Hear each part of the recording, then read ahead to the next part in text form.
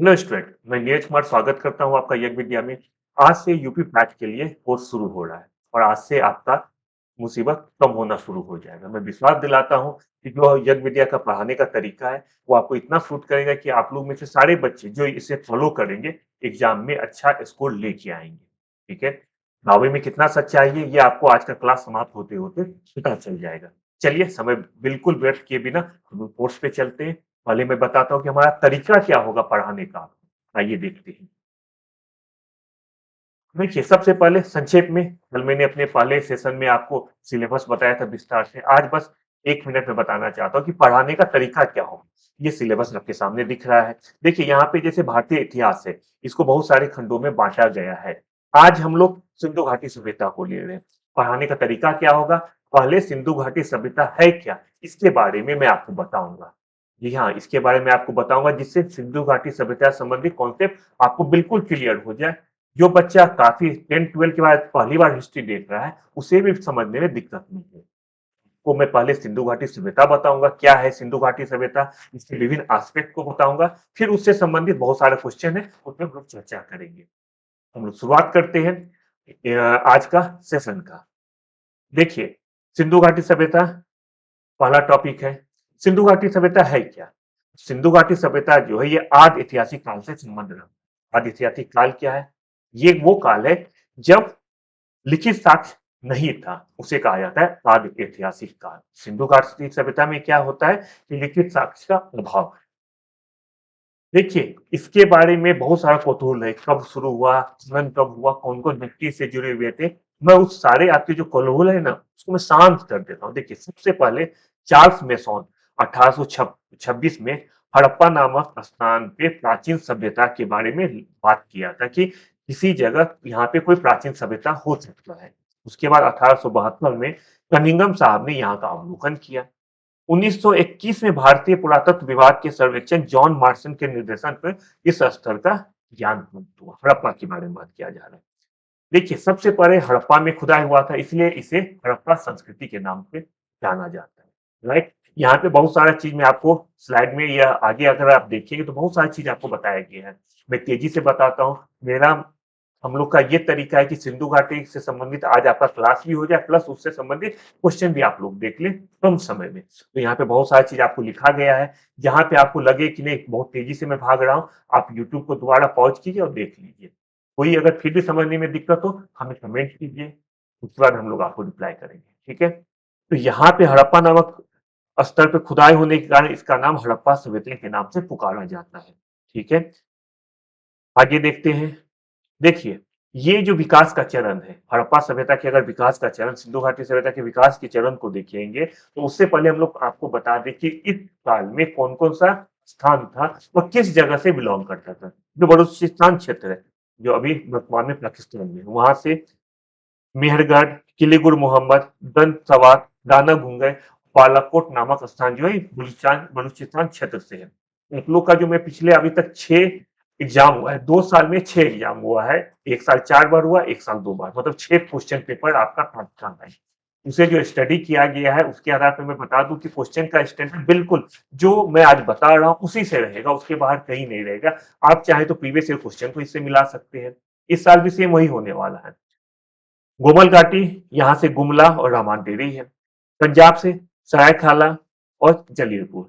उसी तरह से सिंध से कोटडीजी, आमड़ी, ये सब स्थान है। ये कोटडीजी के बारे आमड़ी के बारे में एक महत्वपूर्ण स्थान तथ्य है, वो मैं बता दूं कि नवपाषाण काल, पूर्व सिंधु काल तथा परवर्ती सिंधु काल से ये संक्रमण स्थल कहलाता है आमड़ी। कालीबंगा कहाँ से बिलोंग करता है? ये बिलोंग करता है राजस्थान से। ये आपका है महत्वपूर्ण स्थान। आगे पूर्ण हड़प्पा काल जो है ये 3500 से लेके 2600, ये मैं बता रहा हूँ पूर्ण हड़प्पा काल।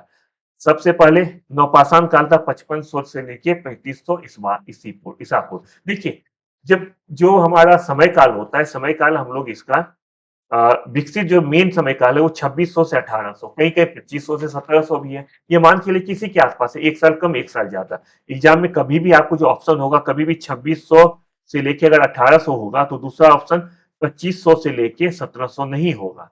ठीक है, हमेशा ऑप्शन इस तरह से अगर पूछा जाएगा कि पूर्ण विकसित हड़प्पा युग का समय काल क्या था, समय काल अगर आपको होगा 2600 से लेके 1800, तो दूसरा समय काल आपका 2500 से 1700 नहीं होगा। दूसरा समय काल हो सकता है इस तरह से 2000 से लेके 1000। तो ये समय काल में एंशिएंट काल का बहुत सारा चीज में कहीं जगह बहुत सारी जगह में अलग-अलग तथ्य दिया गया है। उसमें कन्फ्यूजन होने का कोई सवाल नहीं। आप लोग उसको लेके कन्फ्यूज बिल्कुल मत हो। तो ये जो मैं बता रहा हूँ, ये था आपको नवपाषाण काल में। जो पूर्व हड़प्पा काल मतलब हड़प्पा काल से पहले का काल है, उसका जो उसमें क्या-क्या विशेषता है, उस समय की विशेषता ये थी कि बर्तन तथा औजार में तांबे का प्रयोग होने लगा था, कृषि में हल का प्रयोग होने लगा था, ऊंची-ऊंची दीवार का निर्माण होने लगा था, व्यापार जो है वो प्रारंभ हो गया था। विकसित काल जिसको कि हम लोग हड़प्पा सभ्यता या सिंधु घाटी सभ्यता के नाम से जानते हैं, उस समय के बारे में एक बार ध्यान लीजिए कि इसका जो क्षेत्रफल था 12,99,600 वर्ग किलोमीटर में इसका क्षेत्रफल था। रघुनाथ राव के अनुसार यह पूरब से पश्चिम तक 1600 किलोमीटर और उत्तर से दक्षिण तक 1400 किलोमीटर में फैला हुआ था। यहाँ पे लगभग 7 स्थल ऐसे हैं जिनकी गणना नगरीय स्थल के रूप में हुई है। वैसे मैं बता दूं, अगर ये पूछा जाए क्या सिंधु घाटी सभ्यता नगरीय सभ्यता थी, बिल्कुल कहेंगे हाँ। नो डाउट की बहुत सारे ग्रामीण जगह थी, बहुत सारे मैक्सिमम जगह ग्रामीण थी, लेकिन इसे नगरीय सभ्यता कहा जाता है क्योंकि यहाँ से बहुत सारी जगह से नगर के साक्ष्य मिलते हैं। मुख्य रूप से 7 जगह से नगर के साक्ष्य मिलते हैं। कौन कौन सा जगह है ये आपको यहाँ पे बताया गया है, तो इसको एक बार फिर से देख लीजिए। जैसे हड़प्पा है, मोहनजोदड़ो है, ये सब नगर के रूप में जाने जाते हैं। उसके अलावा चानुद्रो है, फिर लोथड़ है, कालीबंगा है, बनावली है, ये सब जाने जाते हैं। ये 6 हो गया और एक सुतका गेंडा और सुरकुतना, इसको एक साथ लिया जाता है। ये 7 जो है नगर के रूप में जाना जाता है। फिर मैं बोलूंगा ये 7 स्पेसिफिक 7 पे मत जाइए, हो सकता है कहीं 8 भी हो कहीं 9 भी है। एनसीईआरटी के बुक में 7 लिखा गया है ये, लेकिन आप बहुत सारे बुक में 8 9 भी लिखा रहता है। कहीं कहीं इस तरह भी दिया रहता है कि लगभग 10 स्थान जो है नगर के रूप में थे। इसमें इस तरह क्वेश्चन आपसे नहीं आएगा कि 9 स्थान नगर थे कि 8 था, ऐसा क्वेश्चन एग्जाम में कभी नहीं पूछेगा। हम लोग देख लेते हैं सिंधु घाटी सभ्यता का बाउंड्री क्या था। बाउंड्री आप लोग समझते हैं, कहाँ उसका फैलाव था, पूरब में कहाँ तक था, पश्चिम में कहाँ तक था। तो इसका जो विस्तार है ये उत्तर में मांडा से लेकर दक्षिण में तैमाबाद तक है। पश्चिम में सुतकोंगेंद्रा से लेकर पूरब में आलमगीर फूट तक था। नया जो शोध हुआ है उसके अनुसार से बरेली के पास परिक्रमा परिक्रमा नगरी से सिंधु सभ्यता के कुछ साक्ष्य मिलते हैं। इस आधार पे कह सकते हैं कि पूरब में इसका विस्तार बरेली तक माना जाता है। अगर एग्जाम में आपसे ये बता दिया जाए कि पूरब में कहाँ है, अगर स्पेसिफिक बरेली दिया जाएगा तब आप इसका जवाब बरेली देंगे। ठीक है, नहीं अगर दिया जाए तब आप इसका जवाब सिंपल आलमगीर ही देंगे। हम सिंधु घाटी सभ्यता से जो मेन मेन स्थल जुड़ा हुआ है उसके बारे में हम लोग देख लेते हैं। सिंध से सबसे इंपॉर्टेंट यही है। सिंध से देखिए एग्जाम में आपसे जो जिस तरह एग्जाम से में क्वेश्चन पूछा जा रहा है, आपसे क्वेश्चन बिल्कुल पूछा जा सकता है कि आमरी किस जगह से संबंधित है। ऑप्शन दे देगा सिंध, पंजाब, हरियाणा और राजस्थान। उनको जवाब देना होगा सिंध। ये कैसे जवाब देंगे, ये तब जवाब देंगे जब जो स्थल जिस जगह से संबंधित है उसको अगर आप लोग अच्छे से देख लेते हैं तब आप उसका जवाब दे सकते हैं। आमरी किस जगह से संबंधित है, सिंध से। सिंध से और कौन कौन सा जगह संबंधित है, मोहनजोदड़ो, चानुद्रो, जुडेर जोधो, कोटडीजी, अलीमुड़ा। देखिए एक लंबा लिस्ट है, ये आपको दिया गया है। ये लंबा लिस्ट इसलिए दिया गया है आप लोग बिल्कुल इसको माइन्यूटली देखिए। अगर मैं लगातार बोलूंगा तो हम लोग का सेशन हो सकता है 2 घंटा में समाप्त हो। मैं मुझे पता है कि आप लोग के पास समय की कमी है, इसलिए मैं चाहता हूँ कि हमारा सेशन जो है 40-45 मिनट तक समाप्त हो जाए। मैं वही चीज बताऊंगा जो चीज समझने में आपको दिक्कत होगा। यहाँ पे बस प्लेस लिखा गया है, आपको बस ये देखना होगा कि पंजाब से कौन कौन सा प्लेस संबंधित है। पंजाब से हड़प्पा, रोपड़, बाढ़ा, संगोन। इसको क्या करना है, इसको लगातार देखना है, इससे एग्जाम में क्वेश्चन। एक बार लोग मैप देखिए, ये मैप में हम लोग देख लेते हैं। इस मैप को भी आप लोग ध्यान से देखिए। होता क्या है कि कोई भी चीज अगर हम लोग विजुलाइज करके देखते हैं तो याद करना काफी आसान हो जाता है। अगर वो देखिए मैप पे अगर हम लोग देखेंगे तो यहाँ पे देखिए इस मैप में हम लोग देखते हैं कि कालीबंगा कहाँ है। तो देखिए क्या कालीबंगा का स्थान अभी पंजाब में पाकिस्तान में दिखा रहा है, नहीं ये इंडिया में दिखा रहा है। इससे हम लोग को आइडिया लग जाएगा कौन सा जगह कहाँ पे था। अब आप देखिए जैसे रामायण डेयरी, क्या रामायण डेयरी का स्थान भारत के पंजाब में दिखा रहा है, कहेंगे नहीं, क्योंकि रामायण डेयरी देखिए इस जगह है। तो जितना ये प्लेसेज है जो यहाँ पे दिया गया है, इसके बाद आप लोग मैप में जरूर उस चीज को देखिए, जिससे आप लोग का याद करना ज्यादा आसान हो जाएगा। हमेशा विजुलाइज करने पे याद करना आसान हो जाएगा।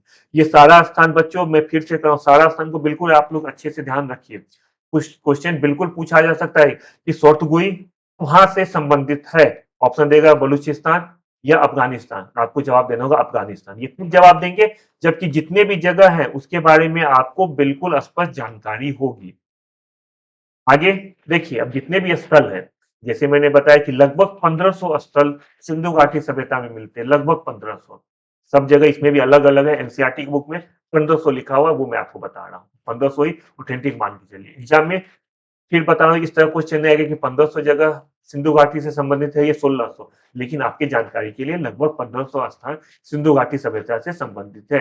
आप लोग कितना जानते हैं? आप लोग क्या, मैक्सिमम आदमी 100 का भी अगर नाम भी 100 भी नहीं जानते, क्योंकि बहुत सारा ऐसा जगह है। अगर आप एग्जाम्पल के लिए आप जिस भी जिला से बिलोंग करते हैं, यूपी के, बिहार के किसी भी जिला से अगर बिलोंग बिलोंग करते हैं, तो जिसके जिला में कितना गांव है आपको बिल्कुल नहीं पता होगा।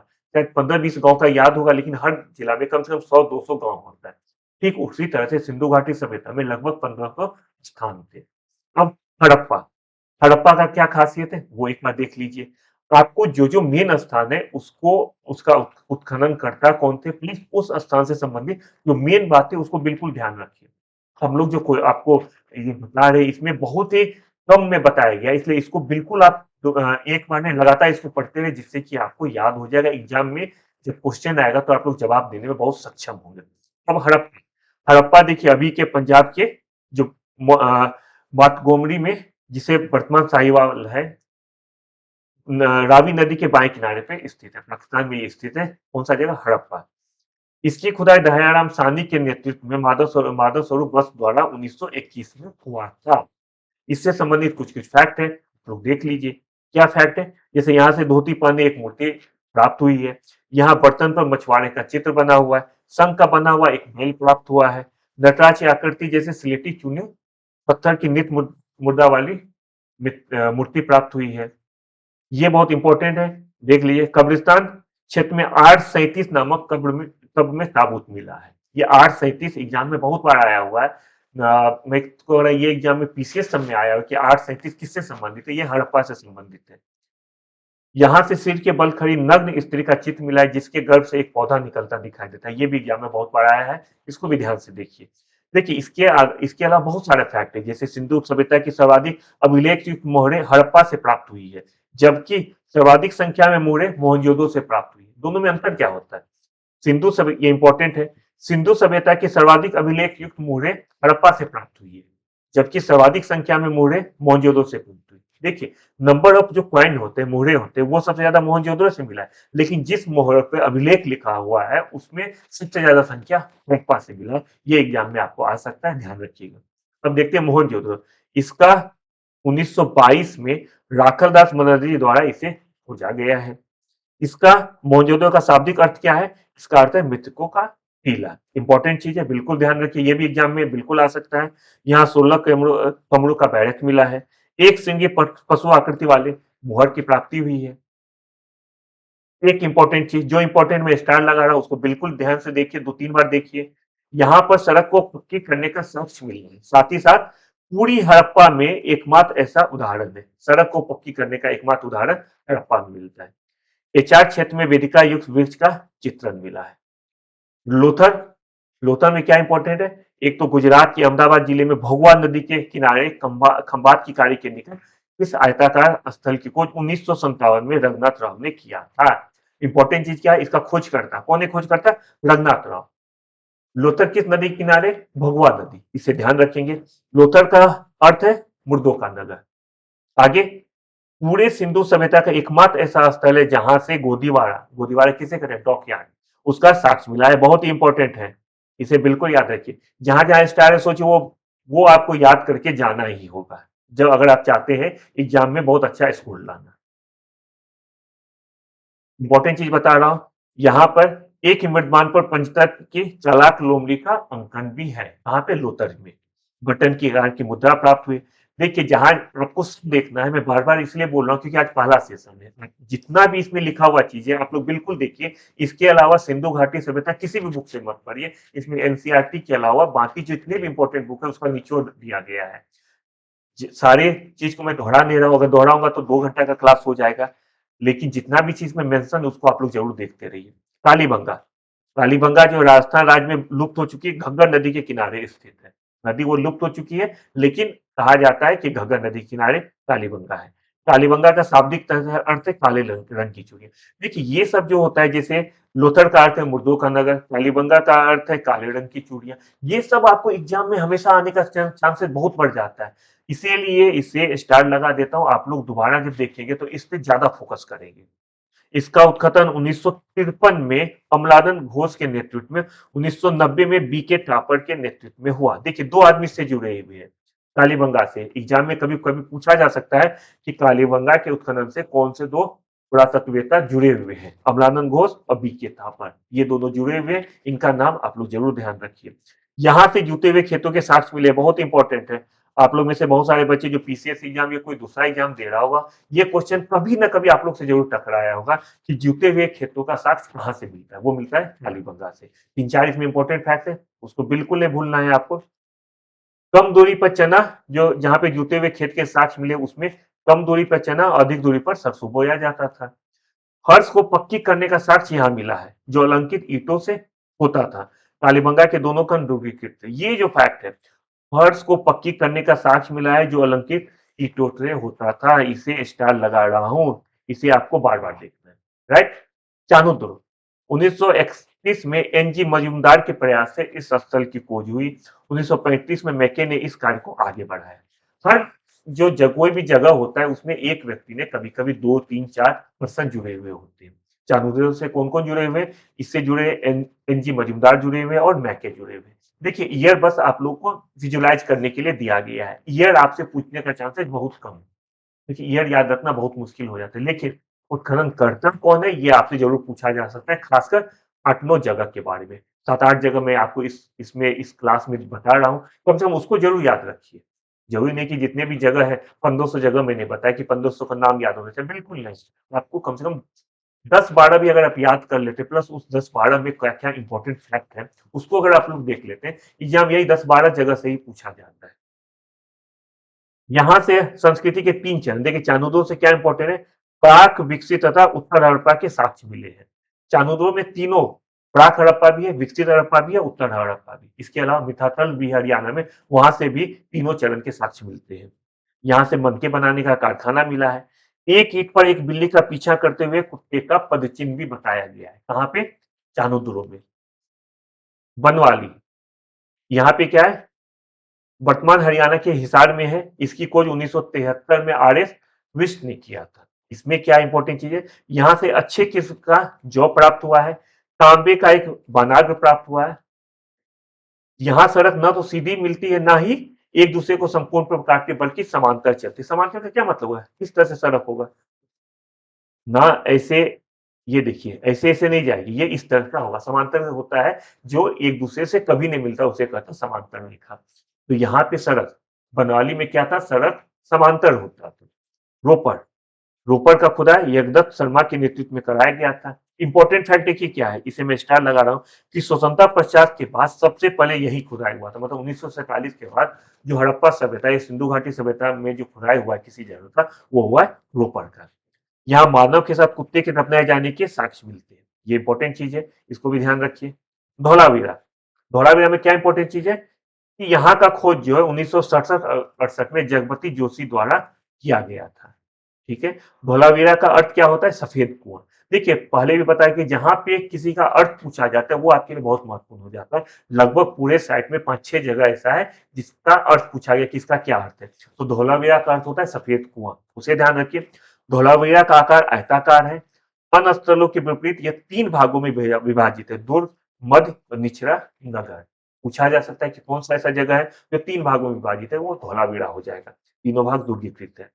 जो इंपॉर्टेंट चीज है वो ये है, इंपॉर्टेंट चीज को मैं स्टार लगाता हूँ। यहाँ का जल प्रबंधन विशिष्ट है। इसमें जल को रोकने के लिए 16 से ज्यादा जलाशयों का निर्माण हुआ है। धौलावीरा में जो है हमेशा से जल निकासी के लिए सबसे ज्यादा कहीं पे जोर दिया गया था, वो था धौलावीरा।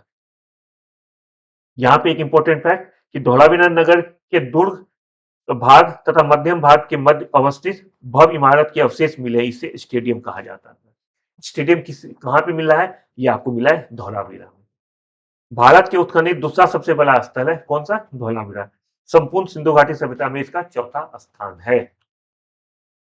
आप लोग यज्ञ विद्या को ज्यादा से ज्यादा बच्चे सब्सक्राइब कीजिए। देखिए यहाँ पे आपको सिर्फ ये जो सेशन है, ये जो आपको मैं बता रहा हूँ, ये सिर्फ यूपी पैट के लिए इंपॉर्टेंट नहीं है, ये एसएससी के लिए, ये दूसरा जो एग्जाम होता है दारोगा के लिए, सबके लिए समान रूप से इंपॉर्टेंट है। जहाँ पे सिंधु घाटी सभ्यता पूछा जाएगा, मैं ये नहीं कहूंगा कि आईएएस के बच्चों के लिए इंपॉर्टेंट है, क्योंकि आईएएस वाले बच्चों के लिए जो आईएएस का क्वेश्चन होता है वो इस तरह का नहीं होता है। तो टू बी वेरी फ्रैंक, ये आईएएस के बच्चे के लिए इसका कॉन्सेप्ट तो समझ में आएगा, कॉन्सेप्ट तो बहुत सही है, लेकिन क्वेश्चन जो है वो इतना आसान आईएएस के एग्जाम में नहीं आएगा।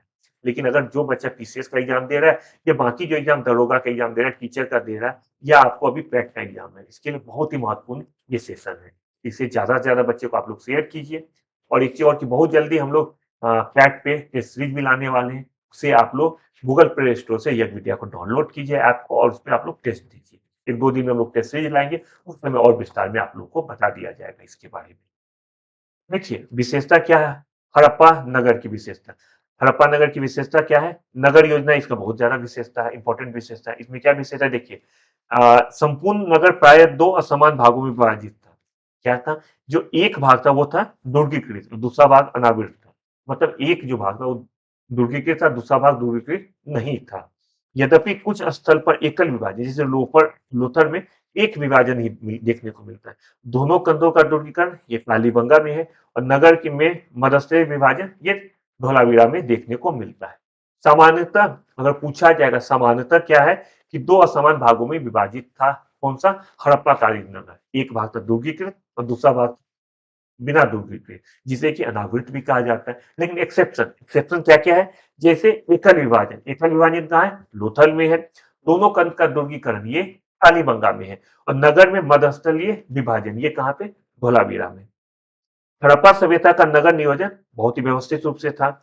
ये नगर आयताकार या वर्गाकार आकृति में मुक्त सड़क तथा चौड़ी गलियों पर के ग्रिड पर आधारित हुआ करता था। ग्रिड पर आधारित मतलब इस तरह का ग्रिड होता था।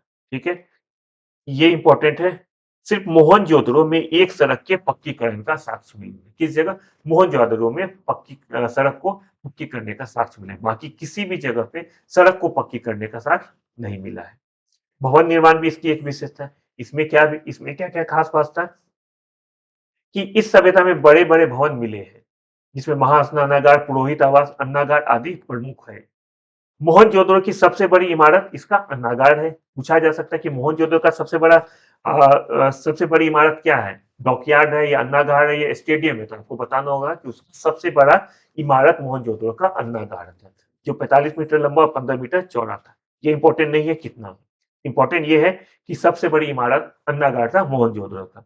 हड़प्पा सभ्यता के प्रत्येक मकान में अनेक कुएं, स्नानागार, आंगन होता था। व्यवस्थित रूप से, जैसा मैंने बताया, ये शहरी सभ्यता थी, एक व्यवस्थित रूप से ये बना हुआ था। यहाँ का फर्श भी कच्चा होता था। केवल कालीबंगा में फर्श के पक्कीकरण करने के साक्ष्य प्राप्त हुए हैं, इसे याद रखिएगा। मकान का औसत आकार 30 फीट था। ईंटों का आकार 4:2:1 के रेशियो में था। देखिए 4:2:1 के रेशियो में ये क्वेश्चन पहले भी आया है, इसे भी ध्यान रखिएगा।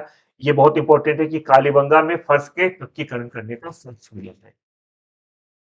राजनीतिक जीवन पे देखते हैं कहाँ की सिंधु घाटी सभ्यता के, कि बहुत सारे विचार है कि कोई कोई कहता है कि कृषि प्रधान था, कोई कुछ कहता है, लेकिन जो एक सर्वमान्य मत है वो क्या है? यहाँ पर संभवतः शिल्पियों एवं व्यापारियों का शासन था। ये राजनीतिक जीवन है कि मतलब वहां पे व्यापार ज्यादा था, इसलिए जो शासन व्यवस्था थी उसकी बागडोर किसके हाथ में थी? शिल्पियों और व्यापारियों के हाथ में थी। सामाजिक जीवन पे के बारे में नजर डालते हैं कि नगरों के निर्माण तथा मकानों के आकार प्रकार में अंतर की वजह से हड़प्पाई समाज एक बहुस्थलीय वर्ण विभाजन का संकेत संकेत देता है। ऐसा माना जाता है कि ये जो सभ्यता थी कि बहुस्तरीय सभ्यता के रूप में ये प्रख्यात थी। चार वर्ण पर आधारित थे हड़प्पाई समाज। कौन कौन सा वर्ण था? योद्धा, विद्वान, व्यापारी और श्रमिक। बहुत इंपॉर्टेंट है ये, बिल्कुल एग्जाम में आने लायक है, इसको ध्यान रखिए कि चार वर्ग में था, योद्धा, विद्वान, व्यापारी, श्रमिक। देखिए यहाँ पे कृषक नहीं दिया गया है, ध्यान रखिएगा, क्योंकि हमेशा क्या होता है कि अगर समाज को देखते हैं तो कहीं ना कहीं दिमाग में आता है, आने लगता है कि अगर किसान नहीं होगा तो खाएंगे क्या। लेकिन यहाँ पे योद्धा, विद्वान, व्यापारी और श्रमिक में भी विभाजित था। चार प्रजातियों के लोग रहते थे यहाँ पे। कौन कौन से प्रजाति थे? एक भूमध्य सागरीय थे, दूसरा प्लूटो ऑस्ट्रेलाइट, मंगोलाइट, अल्पाइन। और सबसे ज्यादा कौन था? सबसे ज्यादा भूमध्य सागरीय। यहाँ पर निग्रो प्रजाति के लोग नहीं है।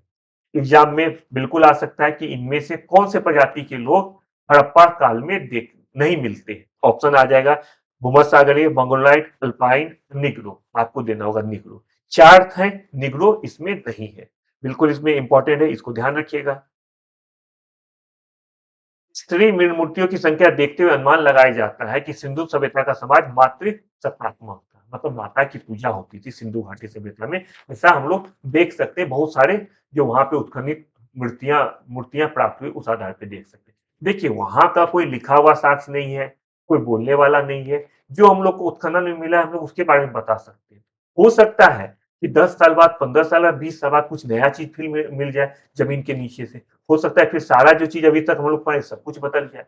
लेकिन आज 2023 में जो मैं बता रहा हूँ वो उस आधार पे कि 2023 तक जो उत्खनन हुआ है सिंधु घाटी सभ्यता में, काफी 1800 1920-21 से शुरू हुआ है, उसके आधार पे लगभग अभी 100 साल में उत्खनन का कार्य हुआ है, उस आधार पे मैं आपको बता रहा हूँ। आगे क्या होगा वो आगे की बात है। अभी के आधार पे हम लोग मान के चलते हैं कि समाज मातृ सत्तात्मक था। हड़प्पा के श्रमिक आवास खुली लैंड के आधार पर व्हीलर दास प्रथा के अस्तित्व को मानते हैं। जो श्रमिक आवास है इसके आधार पर जो व्हीलर है उनका कहना था कि यहाँ पे दास प्रथा होती थी, व्हीलर का मानना है। तो एग्जाम में अगर आएगा व्हीलर के अनुसार तो आपको यस देना है। मनोरंजन के साधन, वहां पे मनोरंजन के क्या क्या साधन है ये देख लीजिए। मछली पकड़ना, शिकार करना, पशु पंक्षियों को आपस में लड़ाना, चौपड़ और पासा खेलना, ये वहां के मनोरंजन के साधन थे। मोहनजोदड़ो में एक ऐसे पुरुष का चित्र है जो ढोल लिए हुए है, साथ ही बीना में साक्ष्य लिपि के माध्यम भी मिले हुए हैं। ये सब है मनोरंजन के साथ साधन के रूप में आपको देखना है। मोहनजोदड़ो में प्रहसन मुद्रा में एक ऐसे पुरुष का अंकन मिलता है जिसका चेहरा किसी पुरुष का, कान किसी जानवर का तथा पूछ बंदर का है। देखिए एग्जाम में इससे कैसे पूछिएगा, आपको क्वेश्चन पूछ देगा कि किस जगह से प्रहसन मुद्रा में एक ऐसे पुरुष का अंकन मिला है जिसका चेहरा किसी पुरुष का है, कान किसी जानवर का है, पूछ किसी बंदर का है। तो बहुत सा 4 ऑप्शन देगा जिसमें से एक ऑप्शन मोहनजोदड़ो भी होगा। तो आपको मोहनजोदड़ो में करेक्ट का निशान लगाना है। आर्थिक जीवन देखिए, सिंधु एवं सहायक नदियों द्वारा प्रतिवर्ष लाई गई जलोढ़ मिट्टी से निर्मित मैदान में जुताई द्वारा खेती की जाती थी, जिससे हल तथा नुकीले कुदाल का प्रयोग होता है। मोहनजोदड़ो तथा बनावली में मिट्टी से निर्मित हल के साक्ष्य मिले हैं। देखिए बनावली और मोहनजोदड़ो से हल के साक्ष्य भी मिले हैं। ऐसा प्रतीत होता है कि सिंधु सभ्यता के हल लकड़ी से निर्मित होता था। हड़प्पा सभ्यता में सामान्यतः नवंबर में फसल बोई जाती थी, अप्रैल में काटी जाती थी। सर्वप्रथम कपास की खेती सिंधु सभ्यता में ही प्रारंभ हुआ, इसलिए इसे ईरानी लोग इसे सिंधन भी कहते हैं। यह आर्थिक जीवन के बारे में ही बताया गया है कि वहां पे खेती भी होती है, इसके भी हमें साक्ष्य मिले हैं। कहाँ कहाँ से हल मिला है? मिला है मोहनजोदड़ो और बनावली से हल के साक्ष्य भी मिले और ऐसा माना जाता है कि हल उस समय में लकड़ी के होते थे। देखिए फसलें के बारे में देख ली कि गेहूं की 2-3 प्रजातियां उस समय प्रचलित थी। कौन-कौन सी थी? एक था टिटिकम कम्पेक्टम और दूसरा था एस्फेरोकोकम। ये था गेहूं की प्रजाति। जौ की 2 प्रजाति थी, उसको भी देखिए, होल्डियम वर्गेर और हेक्सासिटकम। एग्जाम में बिल्कुल ध्यान रखिएगा कौन कीट का प्रजाति है, पूछा जा सकता है, आसान क्वेश्चन है। बस नाम ही आपको याद रखना होगा। गेहूं की प्रजाति है टिटिकम कम्पेक्टम और दूसरा है एस्फेरोकोकम और जौ की प्रजाति है होल्डियम वर्गेर और हेक्सासिटकम। इसको आप लोग ध्यान देखिए, ये सब पूछा जा सकता है। चावल की खेती गुजरात तथा संभवतः राजस्थान में होता था। लोथर एवं रंगपुर से मृतियों में धान की भूसी लिपटी हुई मिली है। एक और चीज है मटर की बुस्का जूसी नामक प्रजाति होती थी। हम लोग 3 का प्रजाति देखें, गेहूं का ये दोनों है। जौ का प्रजाति कौन है? जौ का प्रजाति का नाम है होल्डियम वर्गीय और हेक्सासिटकम और मटर की प्रजाति का नाम है बुस्का जूसी। पशुपालन के भी साक्ष्य मिले हैं यहाँ पे सिंधु घाटी सभ्यता में। ठीक है, ब्याज का अंकन सिर्फ सिंधु प्रदेश के स्थलों में हुआ है, परंतु सिंधु से बाहर मात्र कालीबंगा की मोहरों पे बाघ का चित्रण हुआ है। सिंधु से बाहर सिर्फ कालीबंगा के मुहर पे बाघ का चित्रण। सिंधु का मतलब कौन सा एरिया है? सिंधु का मतलब है जो शुरू में मैंने आपको बताया था, चानुद्रो, आमरी, कोटडीजी, अड़ीमुलाड, वो सब जो सिंधु एरिया में आता है, वहां से उसके बाहर से सिर्फ और सिर्फ कालीबंगा से के मुहर से बाघ का चित्रण मिला है। नहीं तो बाघ का चित्रण मुख्य रूप से कहाँ मिला है? सिंधु प्रदेश से मिला है। सिंधु सभ्यता की मोड़ों पर ऊंट तथा घोड़े का चित्रण नहीं है, तथा पर कालीबंगा से ऊंट की हड्डियां तथा लोटर से घोड़े का जबड़ा मिला हुआ है। राणा घुंगर के निचले स्तर से घोड़े के दांत के अवशेष मिले हैं। ये सब बताता है कि उस समय पशुपालन होता था, पशु को पाला जाता था। देखिए एग्जाम में आपसे पूछा जा सकता है कि घोड़े का जबड़ा कहाँ से मिला है, तो वो मिला है लोथर से। देखो वो चीज़ बिल्कुल ये चीज़ ध्यान रखना होगा कि लोथल, प्लेस का नाम देखिए यही इंपॉर्टेंट चीज़ है, प्लेस का नाम, किस जगह कौन-सा चीज़ मिला है। मुहर है, मुहर के बारे में आप लोग देख लीजिए, कुछ चीज़ मैं बता देता हूँ कि यहाँ से लगभग जो मुहर है वो आयताकार और वर्गाकार में 2 तरह की मुहर होती थी। लगभग 2500 मुहरें प्राप्त हुई जो कि आयताकार और वर्गाकार के रूप में होती थी।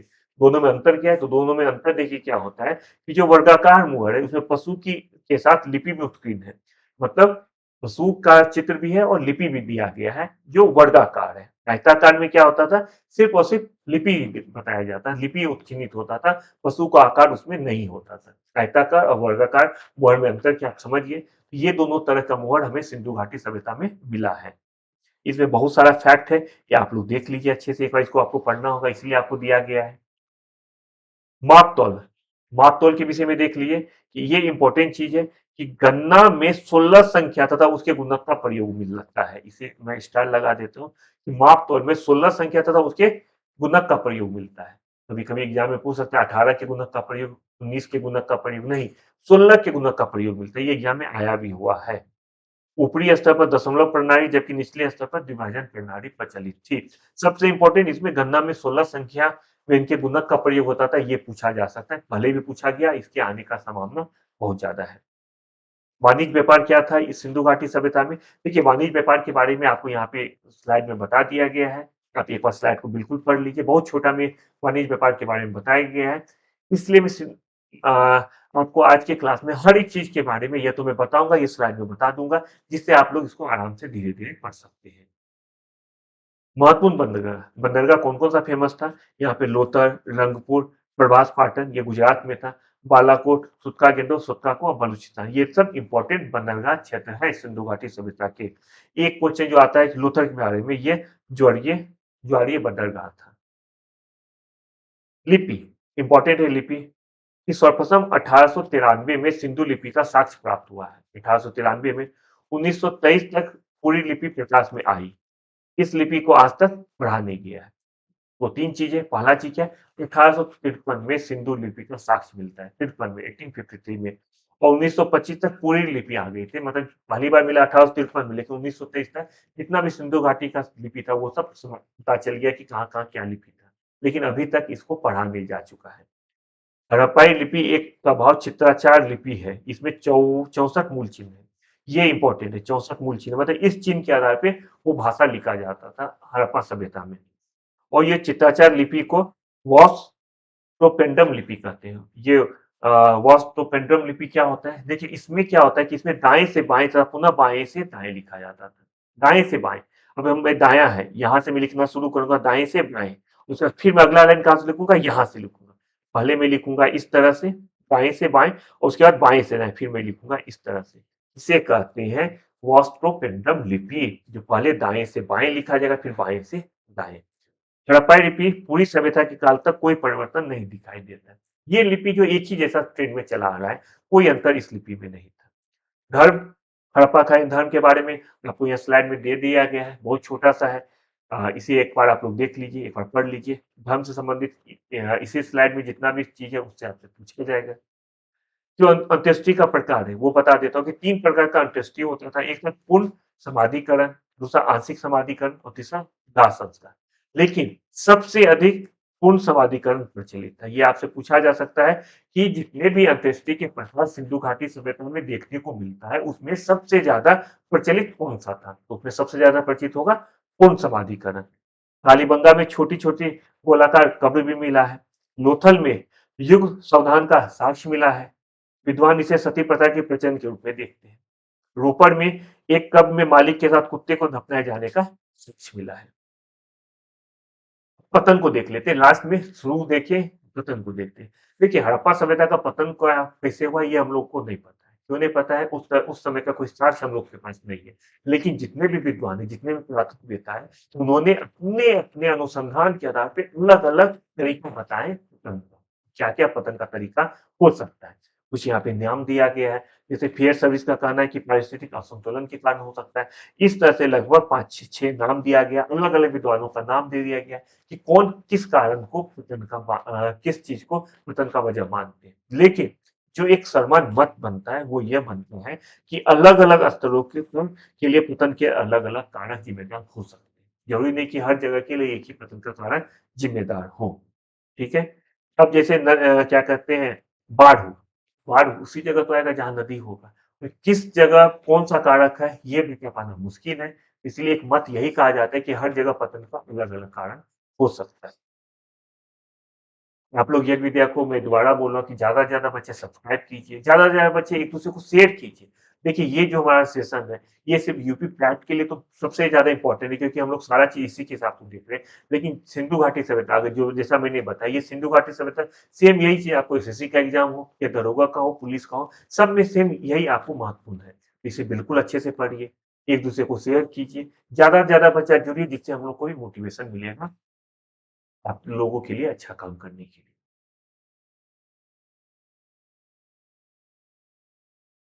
अब देखिए, हम लोग अभी तक देख चुके हैं सिंधु घाटी सभ्यता का कॉन्सेप्ट, सिंधु घाटी सभ्यता क्या था। अब हम लोग जैसा बताया कि हम लोग का तरीका क्या है, पहले किसी भी टॉपिक का कॉन्सेप्ट आपको बताएँगे जिससे उससे रिलेटेड आपके पास कोई कन्फ्यूजन ना हो। फिर उसपे बेस हम लोग क्वेश्चन को देखेंगे, जो कि आपके लिए समान रूप से महत्वपूर्ण है। और आप लोग देखिएगा जितना भी क्वेश्चन होगा, जो मैंने बताया उसी बेस पे होगा। आज जब हमारा सेशन समाप्त होगा, तो आप लोग से रिक्वेस्ट है कि आप लोग प्रीवियस ईयर का क्वेश्चन देखिए। शायद सारा क्वेश्चन आपको इससे मिल जाएगा, ये दावा है। आप लोग एसएससी का क्वेश्चन देखिए, दरोगा में जो आया है, सिंधु घाटी सभ्यता से कोई भी क्वेश्चन आया होगा, जो आईएएस या पीसीएस के अलावा जितना भी एग्जाम है यूपी का या बिहार का, उसमें सिर्फ और सिर्फ इसी से आया होगा, ये चैलेंज है। आइए हम लोग अब सिंधु घाटी सभ्यता पे जो क्वेश्चन है, उसका प्रैक्टिस करते हैं। हड़प्पा सभ्यता का सर्वाधिक मान्यता प्राप्त काल क्या है? आपको मैंने शुरू में बताया था कि अगर इस तरह का क्वेश्चन होगा तो क्वेश्चन देखिए जैसे इसमें बी है 2500 ईसा पूर्व से 1750 ईसा पूर्व, ये सही होगा। हो सकता है अगर क्वेश्चन जैसे मैंने बताया था अगर 2600 से लेके 1800 होगा तो वो भी सही होगा। आप देखिए कहीं भी 2600 से 1800 नहीं है, एक 2800 से 2000 है, एक है 3500 से 1800।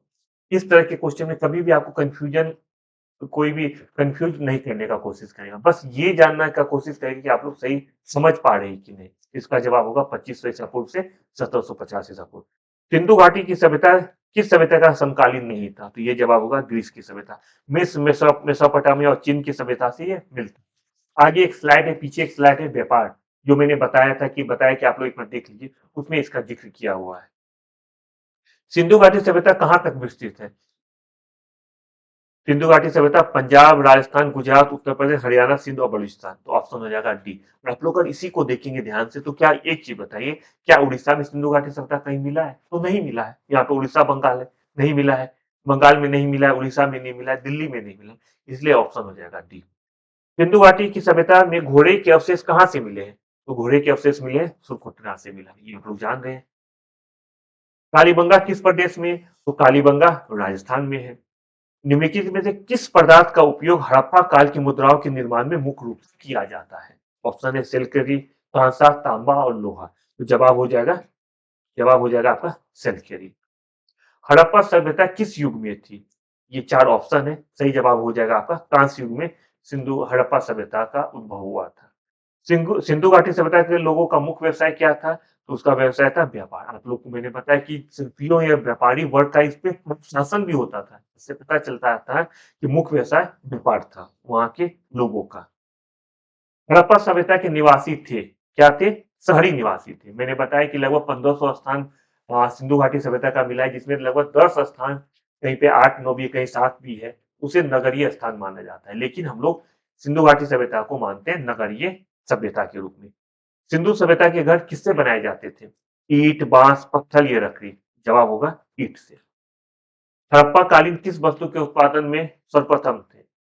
कपास के उत्पादन में सर्वप्रथम थे। इसलिए जैसे आप पीछे देखोगे कि यहाँ के लोगों को सिंधन के नाम से भी जाना जाता था। किस विद्वान ने हड़प्पा स्थल का सर्वप्रथम खोजकर्ता कौन था? हड़प्पा स्थल का सर्वप्रथम खोजकर्ता कौन था? तो ये था दयाराम साहनी जी थे। जितने भी महत्वपूर्ण स्थल है उसके उत्खननकर्ता कौन है इसका जानकारी आप लोग को रखना बहुत जरूरी है। सिंधु सभ्यता का पथ जिसे बंदरगाह कहा जाता है वो कौन था? ये हो जाएगा लोथर। सिंधु सभ्यता का बंदरगाह था। पैमाने की खोज ने यह सिद्ध कर दिया कि सिंधु घाटी के लोग माप और तौल से परिचित थे। यह खोज कहां पर हुई? यह खोज हुई है लोथल में। हड़प्पाकालीन समाज किन वर्गों में विभक्त था? मैंने पीछे भी बताया कि समाज किन-किन वर्गों में विभक्त था। ये था विद्वान, योद्धा, व्यापारी और श्रमिक में। हड़प्पा सभ्यता की खोज किस वर्ष हुई? ये हुई है 1921 में। सिंधु का नखलिस्तान बाघ या बाघ हड़प्पा सभ्यता के किस खुला स्तर को कहा जाता है? ये पहले बताइए नखलिस्तान होता क्या है? ये क्या आप लोगों को पता है? अगर नहीं पता है तो बता देता हूँ। नखलिस्तान का मतलब होता है ऐसा एरिया जहाँ जिसे कि मरुद्यान के रूप में जाना जाता है। मतलब मरुभूमि में कोई उद्यान बन गया है, जहाँ पे पानी भी हो, हरियाली भी हो। ये कहाँ पे हो सकता है? ये है मोहनजोदड़ो में। हड़प्पा सभ्यता के संपूर्ण क्षेत्र का आकार किस प्रकार का था? आकार था ये त्रिभुजाकार था। अगर देखेंगे आकार तो त्रिभुज की तरह था, ना कि स्क्वायर था। हड़प्पा सभ्यता के अंतर्गत हल में जोते गए खेत का साक्ष्य कहाँ मिला है? जोते गए खेत के साक्ष्य कहाँ मिला है? जोते गए खेत का साक्ष्य मिला है आपको कालीबंगा में। पीछे हम लोग पढ़े हैं कि कालीबंगा में खेत को जोतने का साक्ष्य मिलता है। सेंद्र सभ्यता के ईंटों का अलंकरण किस स्थान पे मिला है? यह अलंकरण मिला है कालीबंगा से। हमारा सेशन है, जो हमारा पीछे का स्लाइड है, उसमें सब कुछ दिया गया है। मोहनजोदड़ो कहाँ पे स्थित है? मोहनजोदड़ो स्थित है सिंध में। सिंधु सभ्यता में बृहद स्नानागार कहाँ पाया गया है? ये पाया गया मोहनजोदड़ो में। सिंधु सभ्यता की मुद्रा में किस देवता के समतुल्य चित्रांकन मिलता है? ये शिव का, आदि शिव का चित्रांकन मिलता है। कौन सा हड़प्पाकालीन स्थल गुजरात में था? यहाँ पे चार ऑप्शन है, कालीबंगा, रोपर, बनावली और लोथल। सही जवाब है लोथल, जो है वो गुजरात में आता था।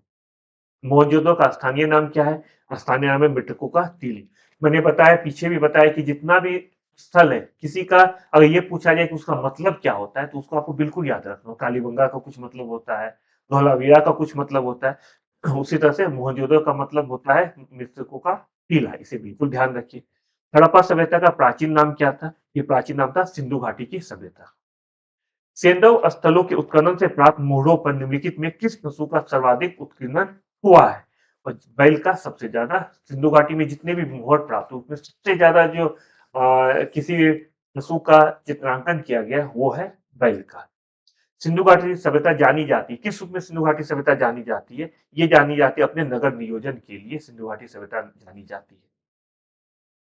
हिंदू सभ्यता का कौन सा स्थल भारत भारत में है? जो इनमें से दिया गया है, इनमें से लोथल भारत में है। हड़प्पा मोहनजोदड़ो अभी वर्तमान के पाकिस्तान में है। सिंधु घाटी सभ्यता में खोजा गया सबसे पुराना शहर कौन सा है? सबसे पुराना शहर हड़प्पा है। शुरू में भी बताया था कि इसलिए सिंधु घाटी सभ्यता को हड़प्पा सभ्यता के नाम से भी जाना जाता है। क्यों जाना जाता है? क्योंकि सबसे पहले हड़प्पा का खोज हुआ था, इसलिए इसे या तो सिंधु घाटी सभ्यता या हड़प्पा सभ्यता के नाम से जाना जाता है। भारत में चांदी की उपलब्धता में प्राचीनतम साक्ष्य मिलते हैं किस जगह से? चांदी के प्राचीनतम साक्ष्य मिलते हैं हड़प्पा से मिलता है, ये पश्चिम भारत के तमपासिन संस्कृति से मिलता है, ये वैदिक संहिता से, ये चांदी के हाथ मुद्राओं से मिलता है, ये हड़प्पा संस्कृति से मिलता है। सिंधु सभ्यता के बारे में कौन सा कथन असत्य है? देखिए, नगरों में नलियों का सुदृढ़ होता है, ये बिल्कुल सही है, सिंधु घाटी में ये था। व्यापार और वाणिज्य उन्नत दशा में था, ये भी सिंधु घाटी में था। मातृ देवी की उपासना की जाती है, ये भी था। हम लोग सब कुछ तीनों देख चुके हैं, पीछे जो हमारा सेशन हुआ है तीनों चीज था। लोहे लोग लोहे से परिचित नहीं, लोहा से सिंधु घाटी में लोग परिचित नहीं थे, इसलिए असत्य क्या होगा? डी हो जाएगा। कहाँ असत्य है कहाँ सत्य है उसको बिल्कुल आप लोग ध्यान से समझिए। मांडा किस नदी के किनारे है? मांडा है आपको चेनाब के किनारे, मांडा जम्मू कश्मीर में है। हड़प्पाकालीन स्थल रोपड़ पंजाब की किस नदी के किनारे स्थित है? रोपड़ सतलज के किनारे स्थित है। हड़प्पा में एक उन्नत जल प्रबंधन प्रणाली का पता चला है, किस जगह से जल प्रबंधन उन्नत प्रणाली का पता चला है? ये धौलावीरा से चला है। हड़प्पा के मिट्टी के बर्तनों पर सामान्यतः किस रंग का उपयोग होता था? ये लाल रंग का प्रयोग होता था। हड़प्पा में जितने भी मिट्टी के बर्तन है उसमें लाल रंग का ज्यादा प्रयोग होता था। सिंधु घाटी सभ्यता की विकसित अवस्था में किस स्थल से घरों में कुएं के अवशेष प्राप्त हुए हैं? मोहनजोदड़ो में कुओं के अवशेष प्राप्त होते हैं। सिंधु घाटी सभ्यता की खोज निकालने में जिन दो भारतीयों का नाम जुड़ा हुए कौन से दो भारतीय सिंधु घाटी सभ्यता से जुड़े हुए हैं? दयाराम सानी और राखल दास बनर्जी सिंधु घाटी सभ्यता से जुड़े हुए हैं, इसे भी आपको ध्यान रखना होगा। रंगपुर, जहां हड़प्पा की समकालीन सभ्यता थी, वो कहाँ है? रंगपुर सौराष्ट्र में है। हड़प्पा में मोहनजोदड़ो की पुरातात्विक खुदाई के प्रभारी थे, कौन थे? सर जॉन मार्शल जो है हड़प्पा और मोहनजोदड़ो दोनों के खुदाई के प्रभारी थे। सिंधु घाटी के लोग विश्वास करते थे, किस पे विश्वास करते थे? मातृशक्ति पे विश्वास करते थे। कौन सा सिंधु स्थल समुद्र तल पे स्थित नहीं था? पोर्टुगीजी जो है समुद्र तल पे स्थित नहीं था। कौन मोहनजोदड़ो की सबसे बड़ी इमारत मानी जाती है? मोहनजोदड़ो की सबसे बड़ी इमारत मानी जाती है विशाल अन्नागार मोहनजोदड़ो की सबसे बड़ी इमारत मानी जाती है। निम्नलिखित पशुओं में किस एक का हड़प्पा सभ्यता में पाई गई मूढ़ों और टेराकोटा कलाकृतियों में अंकन नहीं हुआ था? शेर का अंकन नहीं हुआ है सिंधु घाटी में। किस हड़प्पाकालीन स्थल से युगल समाधान के साक्ष्य मिले? लोथल से। देखिए ये भी हमारे क्वेश्चन में जहाँ धर्म देखेंगे वहां पे बिल्कुल स्पष्ट रूप से लिखा गया है कि लोथल में जो है युगल समाधान का साक्ष्य मिलता है। कपास का उत्पादन सर्वप्रथम सिंध क्षेत्र में हुआ जिसे ग्रीक या यूनान के लोग किस नाम से पुकारते थे? सिंधन के नाम से पुकारते। हड़प्पा काल में तांबे का रस किस स्थान से प्राप्त हुआ? तांबे का रस दैमाबाद से प्राप्त हुआ है। हड़प्पा का लाजवट भवन, लाजवट क्या था कि भवन निर्माण की एक सामग्री लाजवट थी। तो आयात कहाँ से करते थे? ये करते थे हिंदू कुश क्षेत्र में बदख्शां है वहां से करते थे। अफगान अफगानिस्तान स्थित सिंधु सभ्यता के कौन से स्थल थे? मुंडीघाट, सोर्तुगोई, ये दोनों। तो ये दोनों जो है मुंडीघाट और सोर्तुगोई ये दोनों जो है ये अफगानिस्तान से संबंधित थे। कहीं पे सोर्तुगोई को भौ भी लिखा जाता है।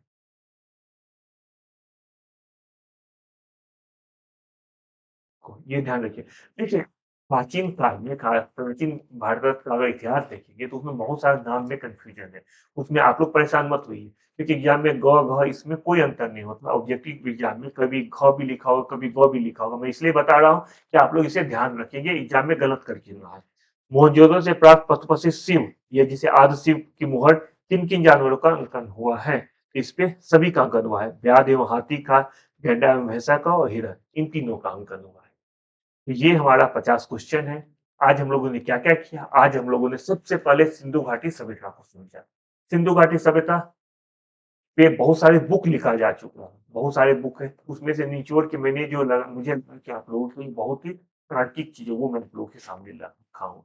बहुत सारा स्लाइड, ये बहुत सारा टॉपिक मैं बताया नहीं हूँ, बस वहाँ पे मेंशन है। बताया इसलिए कि मैं बताना चाहता हूँ तो आराम से 2 से 3 घंटा में सारा 50 क्वेश्चन प्लस डिस्कशन में कर सकता था। लेकिन मैं आज आपको प्रॉमिस कर रहा हूँ कि हमारा पढ़ाने का तरीका यही होगा कि कम समय में ज़्यादा इन्फॉर्मेशन आपको दिया जाए। इससे ये हुआ कि जिस बच्चे का जो पोर्शन कमजोर है, लेट सपोज अगर हम लोग सिंधु घाटी का धर्म अगर देखेंगे, या सामाजिक जीवन देखेंगे, या विशेषता देखेंगे, इसका जो सेक्शन कमजोर है वो आप यूट्यूब पे जब आप लोग इसे चला के देखते हैं तो वहां पे पहुंच करके उसको आराम से उस चीज को देख लेंगे क्योंकि यूट्यूब पे यही फायदा है। कहीं कहीं अगर आप लोग क्लास लेते हैं, फेस टू फेस आते हैं, वहां पे आपको ये फायदा नहीं मिल पाएगा। अगर टीचर पढ़ा के चला गया तो आप लोग वहां पे कंफ्यूजन हुआ वो दोबारा आप लोग देख नहीं सकते। यहाँ पे ये फायदा आपको मिलेगा, जिस पोर्शन पे आपको दिक्कत हो रहा है वहां पे आप रोक के उसे लगातार पढ़ सकते हैं। ये हमारा तरीका है। आज का पहला क्लास आप लोग को कैसा लगा?